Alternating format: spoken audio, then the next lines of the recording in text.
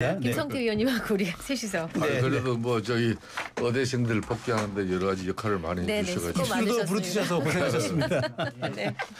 자, 김 의원님 지금 최근 내란 특검을 보니까 이제 국회 12상 비상계엄 당시에 이제 국회 계엄 해제 의결 방해 의혹에 대해서 본격적인 수사에 들어갔는데 여기서 조금 주목되는 게 국민의힘 의원들이 다수 형반되어서 좀 관심을 끌고 있습니다.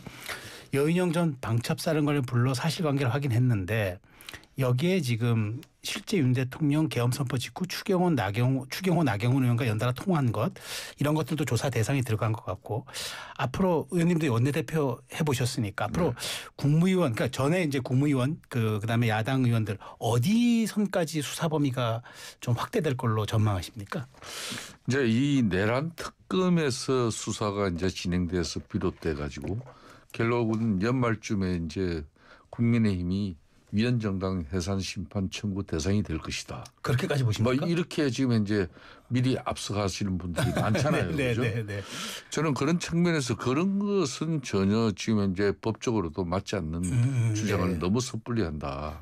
왜 그런 이야기를 하는가 하면은 그때 당시 당대표였던 한동훈 그때 당대표가 우리는 이 12.3 비상계엄을 그거는 반대하고 또 즉각 이 해제를 위해서 나름 뭐 좀 전체 구성 108명 의원 중에 소수였지만 그래도 계엄 해제 의기를 다 참여를 했단 말입니다.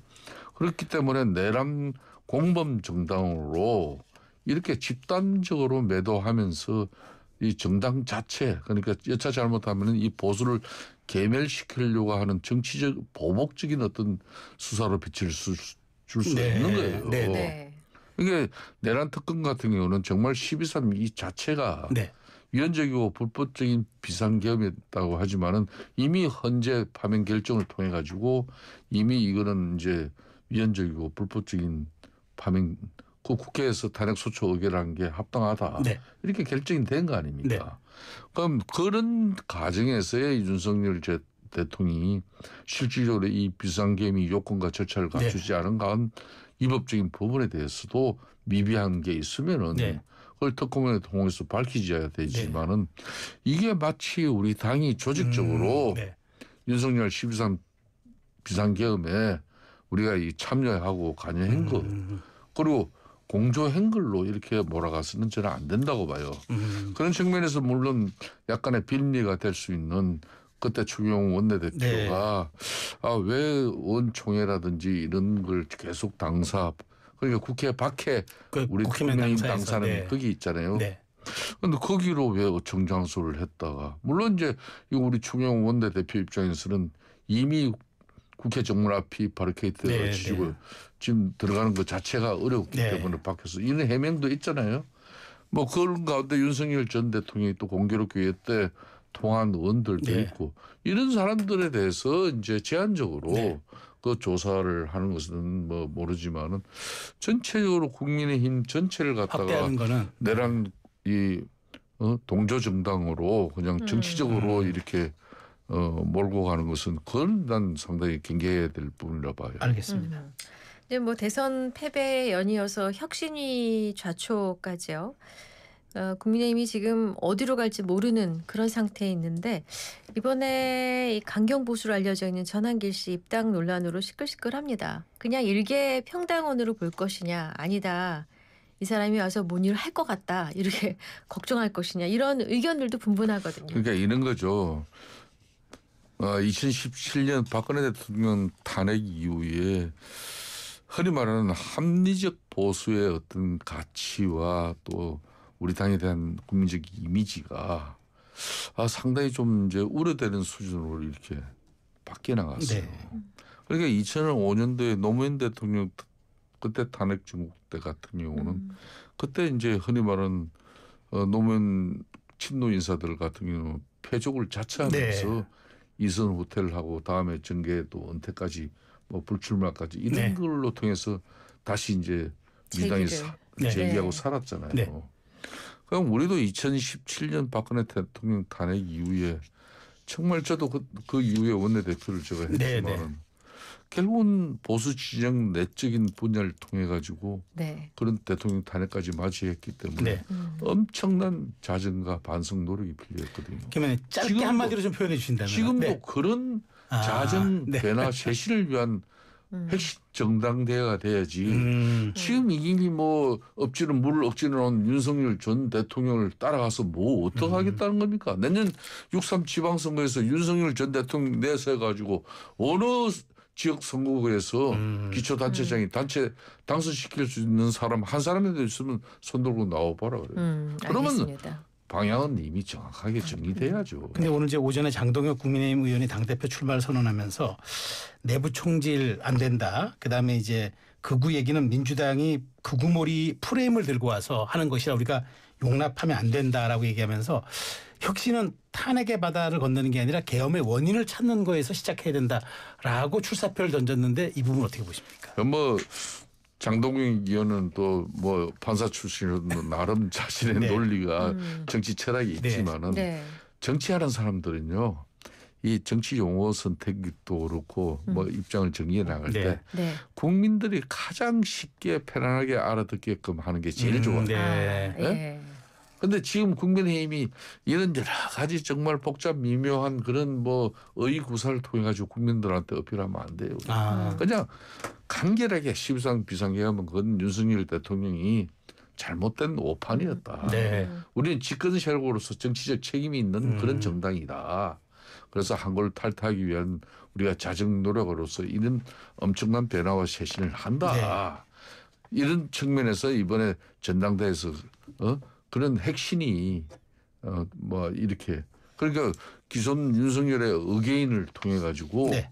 뭐 그런 뭐 과거의 친윤 세력 주류들과 또 당이 변화 쇄신하는 그런 구도가 잡혀가지고 국민들한테 그러면 어느 한쪽이 되면 그 당은 결국은 쪼개질 수밖에 네. 없는 상황인데 이렇게 서로 프레임을 잡아가면 안 된다 이 말씀 드리는 거예요. 네.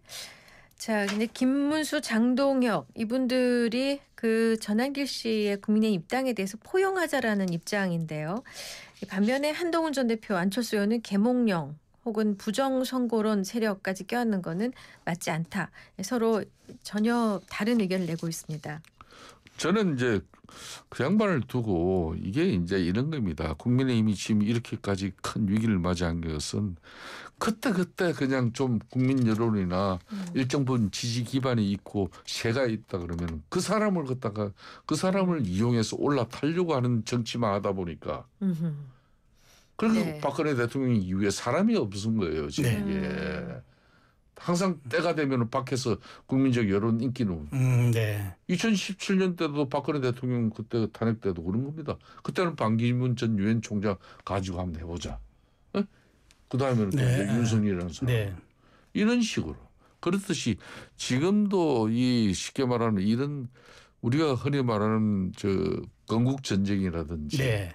이런 이념 전쟁에 민주당 진영하고 네. 그걸로 가지고 싸우면은 밤을 쉬어도 안 되잖아요, 그죠?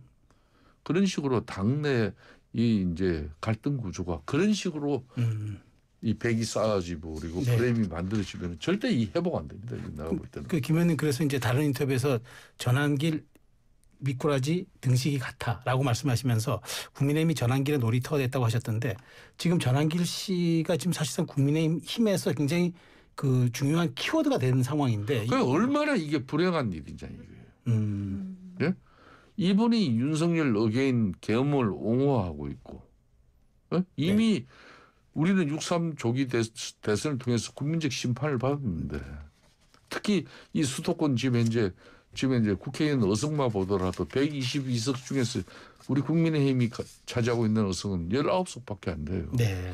얼마나 우리 국민의힘이 앞으로 정치적으로 지향점이 중도로 이렇게 지향점을 넓혀 나가야 됩니까? 그런데 자꾸 우리는 오른쪽으로 거구적 어떤 당의 이미지가 더 씌워져 버리면은 앞으로 이제 수권 대한정동의 지위마저도 잃어버려요. 내년 6.3 지방선거에서 실패해 버리면은 대선 기반이라는 게 다 날라가. 네. 총선 작년에 실패해 버렸죠. 대선 이렇게 뭐 압도적으로 져버렸지. 내년 6.1 지방 6.3 선거도 네. 그런 걸 고려해 가지고 지금 결론은 우리가 국민들에게 이 중도층을 지향점을 넓혀 나갈 수 있는 그런 당의 모습으로 이게 정비가 돼줘야 되는 것이지. 지금 이미 윤석열은 이미 헌법적 심판 다 결정 네. 내려진 이 사안을 가지고 다시 윤석열을 되돌이켜가지고 어떻게 지금 우리 당이 보수가 재건하자는 겁니까? 이건 네. 아니라는 이야기지. 김 의원님 이제 당권 주자들이 속속은 장동혁, 김문수 등등 출마 선언하면서 8월 20일 전대 분위기가 무르익고 있는데 김 의원님의 경륜과 해안으로 보시기에 당 대표 누가 가장 또 유력하고 또 누가 가장 또 돼야 된다 보십니까? 지금 당내 그런 여러 가지 판단 그리고 지금 현재 세력의 차이 있는 사람들 나는 이번에 다 나와야 된다 봐요. 제대로 붙어야 돼요. 한동훈 대표, 누구든 유승민 등등 다. 나올 수 있는 사람이면은 그래서 이게 당이 그러면 앞으로 변화와 쇄신을 통한 핵심으로 가는 게 맞는 건지 네. 아니다. 그래도 윤석열 전 대통령이 저 비상대권이랑 저런 판단을 통해서라도 자유민주주의 체제가 위협받고 그리고 국민 주권 기본권이 위협받고 그리고 이제 헌정 질서가 정말 이 수호하지 않으면 안 될 그런 절체절명의 상황이기 때문에 13 비상계엄을 할 수밖에 없었다. 이걸 우리 국민들한테 우리는 이번 전당대회를 통해서 나는 후보로서 이걸 심판받고 싶다. 그렇게 맞아. 정확하게 해야 돼. 다 나와라. 그런 판단을 해가지고 결국은 나는 우리 당원들의 전략적 판단이 지금 현재 현역 의원들 중심으로 구도 잡아봤자 안 돼요. 알겠습니다. 이거는. 혹시 의원님 안 나오시나요? 알겠습니다. 네. 자, 지금까지 먼저 가신 박주민 더불어민주당 의원하고 또 김성태 전 국민의힘 의원과 함께 전국대담 친구들 꾸며봤습니다. 감사합니다. 잘 들었습니다. 감사합니다. 네. 안녕하세요.